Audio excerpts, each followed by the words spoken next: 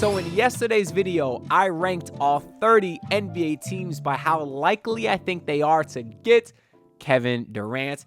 And I ended up putting 14 teams in my favorites tier. So I know, real bold take by me, but I do believe that one of those 14 teams will end up with KD by the start of next season, which means that I have roughly a 50% chance of being correct. So we'll see what happens. But in today's video, I want to show you all the trade packages that I cooked up for each one of those favorites. And I'll show them to you in order of least likely into most likely, or at least the team that I think has the best assets. I do think in any Kevin Durant trade, the Phoenix Suns will value relatively decent players that could still help them compete right now, just because they do have Devin Booker, and I don't think he will be willing to sit through a full rebuild. So I do think the Suns will look to stay relatively competitive. But most importantly, they're going to want cap relief. I mean, they've been so far over the second apron for multiple seasons now for a team that has not been very good, and that just can't happen. So I do think they're going to look to shed a lot of salary here. Although in all of these trades I'm about to show you, they're still over the second apron. But that's because I tried to limit the trades in this video to 2-team deals because those are the most likely.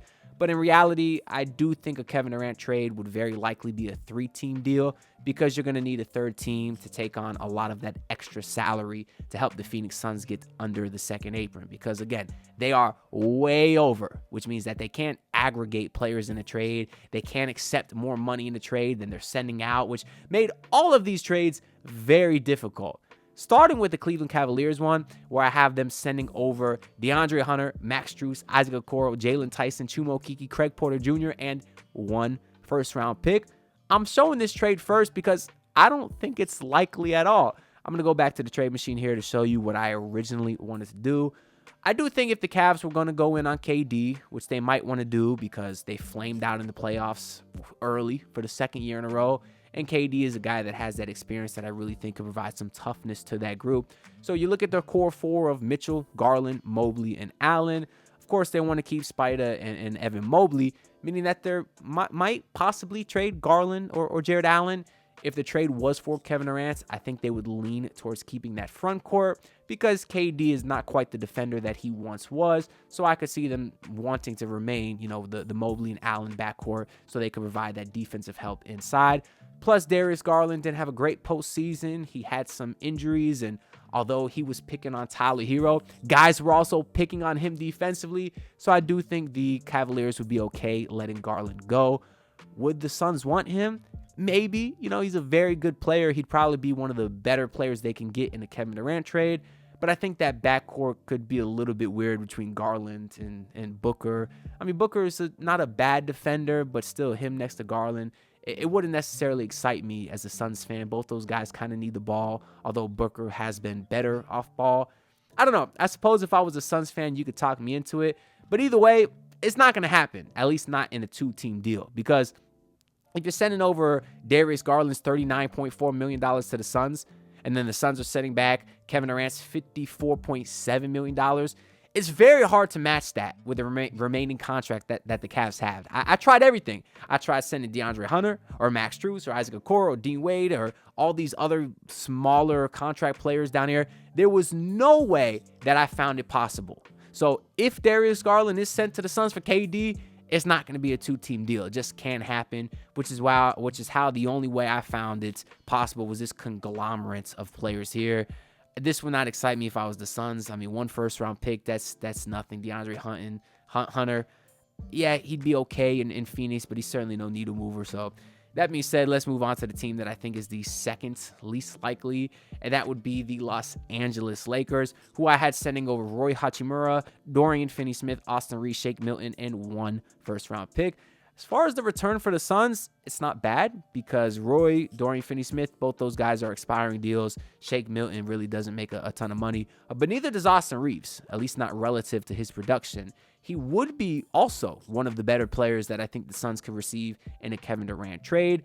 I know he's also a shooting guard, so is Devin Booker, so that fit isn't great either, and that's part of the reason that I do have them as the second least likely team. And if you want to look at some of the other contracts that they have to trade here, or pull up the Lakers in the trade machine, I think the Suns would really want the Roy and Dorian Finney-Smith just because they're expiring. I mean, outside of that, you got Jared Vanderbilt making 3 more years. I suppose they still have Gabe and Maxey. Those guys are on expiring contracts as well. Dalton Connect could be a nice trade piece as well. But when you look at the pick situation here, they have 26, they have 28, they have 30 and 31. So that is just one tradable first-round pick remaining.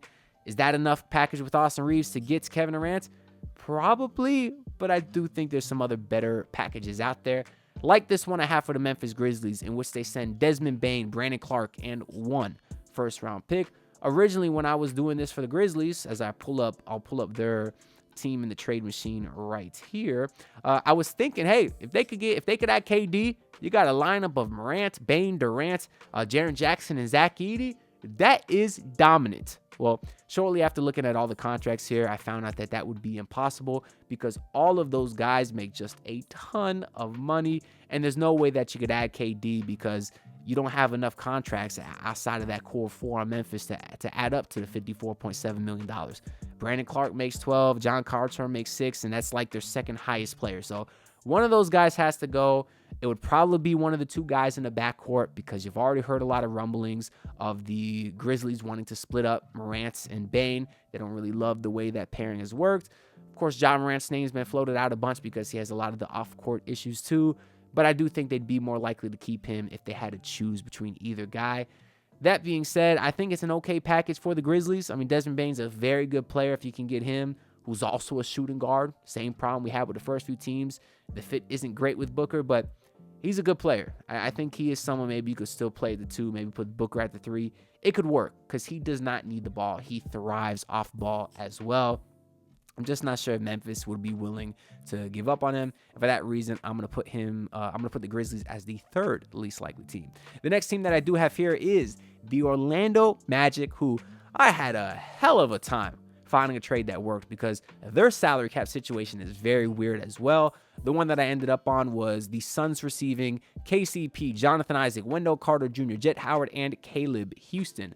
From a fit standpoint for the Phoenix Suns, the players that they are getting fit much nicer than the other teams we said. That's why I have the Magic ranked a bit higher. Obviously, KCP is a 2 guard, but he's a guy that doesn't need the ball, can play off ball in terms of a shooter, so he could work in the Suns system, certainly. And then the Suns are finally getting some of the defensive bigs that they needed, like Jonathan Isaac, who I know has a long-term contract for several years and can't stay healthy, and that is scary. But when he plays, he is elite defensively and provides exactly what the Phoenix Suns have been looking for several years now. And then Wendell Carter Jr. is a very nice rebounding offensive big who doesn't make a ton of money for the skill that he has.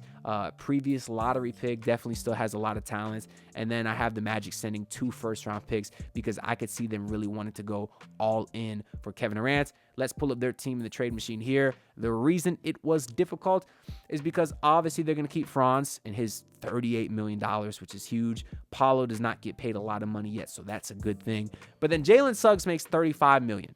So I think the Magic would want to keep him. So now they have to fit in KD's $55 million without trading those massive Franz or Wagner contracts. It was a bit difficult. The Magic do have a lot of size, even outside of Wendell. Outside of Wendell and Isaac, they still got Mo Wagner. They still got Goga Bitadze, who was pretty phenomenal when he got some limited minutes when other guys were hurt. But again, it just contractually, the numbers did not add up. You could play around with Cole Anthony or Anthony Black or Gary Harris, but none of those guys really make a lot of money, and it made it a difficult trade to do.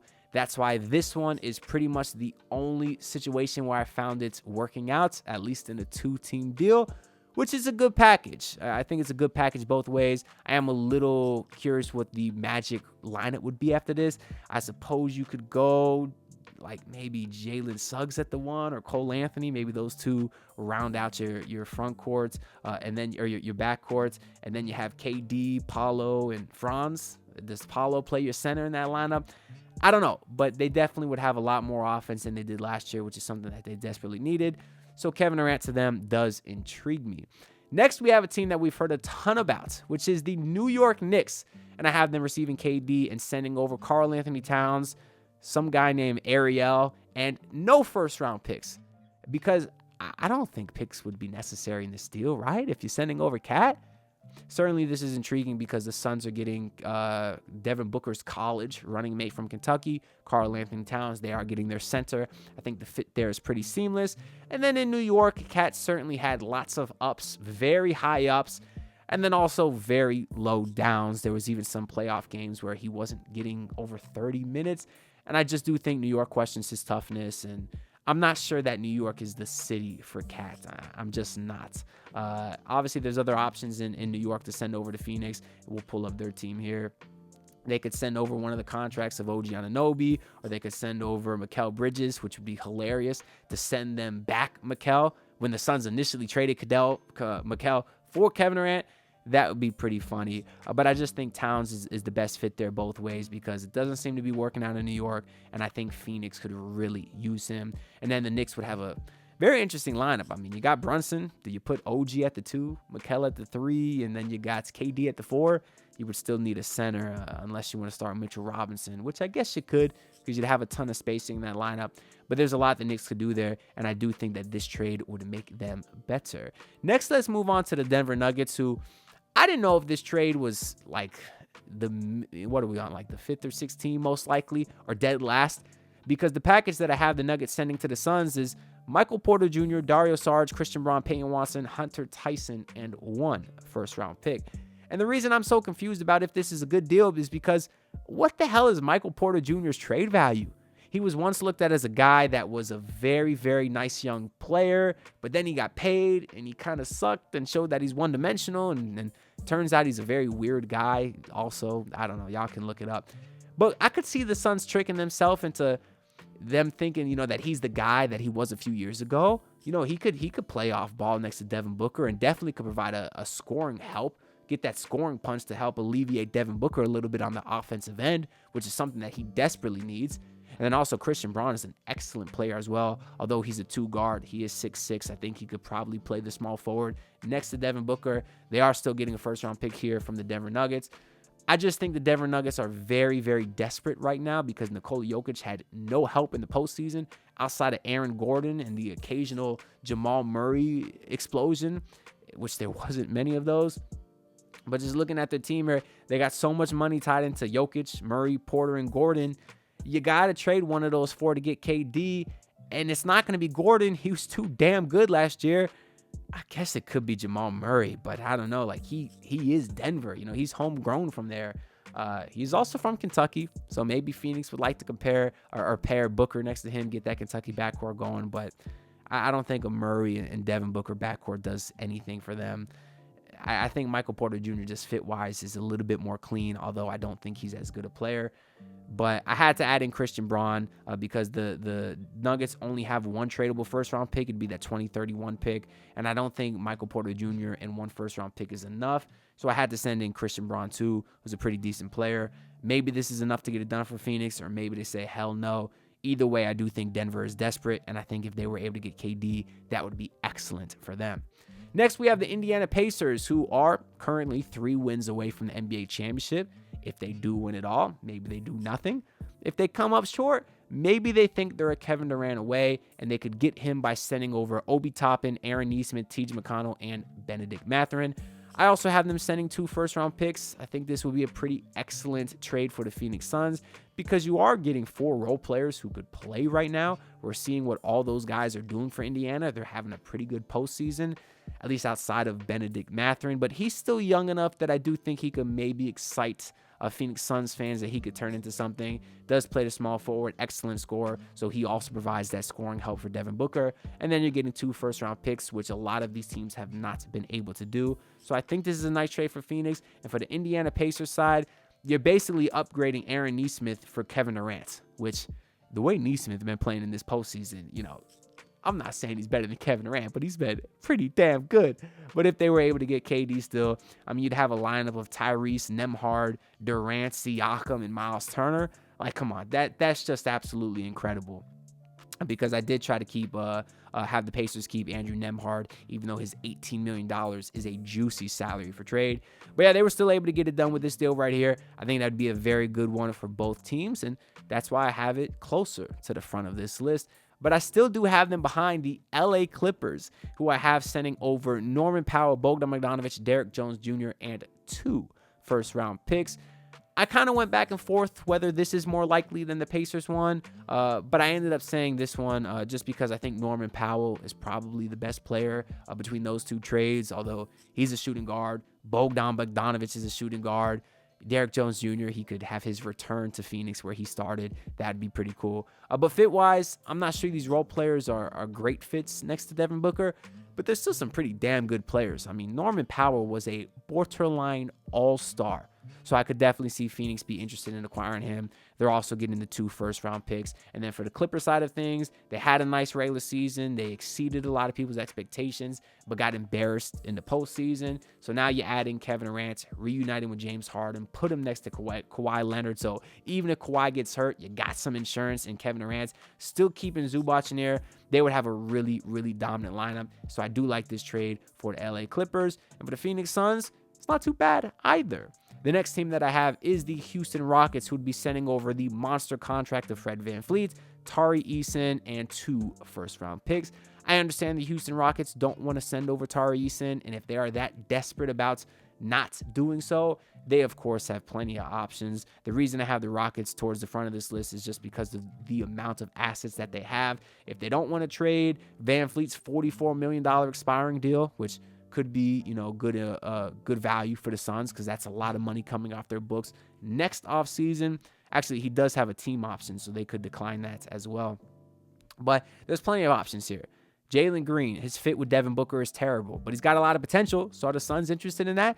You also got some relatively big money to Dillon Brooks. You could add up some big money if you combine Jabari Smith Jr. and Reed Shepherd, who I think Houston might be willing to let go with. Point is, there's a ton of pieces here. There's a ton of picks. There's a ton of combinations that they could put together to get Kevin Durant. This is just the one that I did because it allows the Rockets to retain most of their value. And then the main thing they're sending over is picks. And Tari Eason, who's a good player. So Phoenix gets one really nice young player that fits next to Devin Booker, and they get 2 first-round picks. I think that's good value for them as well.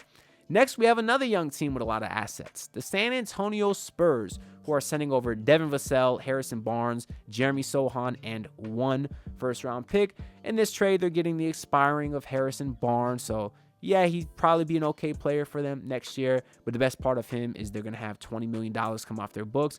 But now they're getting 2 nice young players in a first-round pick. Devin Vassell, another shooting guard, but I think he could be an off-ball guy for Booker as well. Maybe the Suns turn Booker into more of a playmaker, and we've seen Vassell thrive off ball. And then Jeremy Sohan's been a very versatile guy in his career. Could play that power forward, big man spot, but he can also share a little bit of the ball handling duties. And he's just a guy that I think the Phoenix Suns can plug and play right now. So they're getting 2 nice young picks, 2 nice young players, some salary cap relief, and a first round pick. And then as far as the San Antonio Spurs, I don't know. I'm a little iffy on them, these young teams like the Rockets and Spurs, adding on an older Kevin Durant because I don't like the 2 timeline thing. And I don't personally think they would be true contenders if by adding in Kevin Durant. But I think they could convince themselves that they might be because they would have De'Aaron Fox. You're still keeping Castle. You're going to have Dylan Harper with the 2nd pick in the draft. And, of course, KD and Wemby, 2 of the biggest aliens physically in NBA history. There are some other contracts here. That Keldon Johnson one is very juicy. I think that's definitely likely to get traded as well. Just a nice $17.5 million on only 2 years left on his deal. But if the Spurs do get KD, I will say it's likely not their only move because you still got a bunch of assets. You can compare that or pair that Keldon Johnson's contract with a Castle or with the 2nd pick in the draft and however many other picks they want. Like, they got tons of picks here. They can do whatever they want. They can pair Durant and Giannis, and that's what really scares me. But for now, this is what I have them sending over for KD. Next, we have the Oklahoma City Thunder, who are sending over Isaiah Hartenstein, Isaiah Joe, Nikola Topic, and 2 first-round picks. Like the Rockets and Spurs, the Thunder can basically do whatever the hell they want. And if they end up losing this finals, they probably will, because then they'll have no excuse to not do anything because they lost. And what better guy to sign than Kevin Durant, bring him back home to finally win a championship here, to right his wrongs like LeBron did with Cleveland, and now everyone loves him. Not that I think Durant cares about being loved like like LeBron did, but it would be cool to see KD go back and win one with OKC. OKC does have a ton of contracts they can make this work with. You got Caruso's $18 million. Lou Dort makes about $18 million. Isaiah Joe, $12 million. $12 million is also a pretty juicy contract here. But I think Hartenstein is the most likely contract to get added in here. And then obviously the Thunder have a ton of picks that, again, they can do whatever they want. And J-Dub is still making only $9 million next year. So you'd be able to add in Kevin Durant pretty seamlessly, pair him with Chet, Shea, and J-Dub, and the Thunder would obviously they'd be awesome next year. Nikola Topic, I think, he was their lottery pick last year, missed the season because he tore his ACL. Even if he's back next year, which he should be healthy, I don't really see where he'd play for the Thunder, but he still has a ton of potential from where he was drafted. I think he is a player that the Suns can get interested in, a 6'6", great facilitating point guard. Not the best shooter yet, but only 19 years old, has a ton of potential. So they're getting him, 2 first-round picks. Hartenstein only has 1 more year left because the next year is a team option, so the Suns will get the salary cap relief as well. I think this is a pretty big win for both teams. Now moving on into the top 3, most likely teams to get KD. Number 3, I have the Dallas Mavericks, who obviously are going all in now. They had a 15-year championship window with Luka Doncic, but they decided to trade that for a 2-year championship window with AD. That being said, it's still a 2-year championship window because in this trade, I have the Phoenix Suns receiving Klay Thompson, Daniel Gafford, PJ Washington, Najee Marshall, Brandon Williams, and 2 first-round picks, meaning that the Dallas Mavericks would have their dominant core of Kyrie Irving once he returns from injury, and then Kevin Durant and Anthony Davis, and also the first pick in the draft to take a guy named Cooper Flagg. A lineup of Kyrie, KD, AD, and Flagg. My God, who the hell is going to stop that? That team will be dominant. I kind of wanted them to keep Klay Thompson because I thought it'd be pretty cool just to rock the whole old man squad with Cooper Flagg. It's like you got the one kid, the bunch of old heads, go see them win a championship. That would have been pretty cool. But because AD and Kyrie are making so much and nobody after that's really making too much money, there's really no way to keep Klay Thompson and his $16 million without... with still being able to get KD. There's no way to do it. But the Mavs are sending good value to the Suns. I think in this trade, the Suns could easily get under the second apron by trading Klay Thompson right away. That would do it. And I still think Klay Thompson has some trade value in this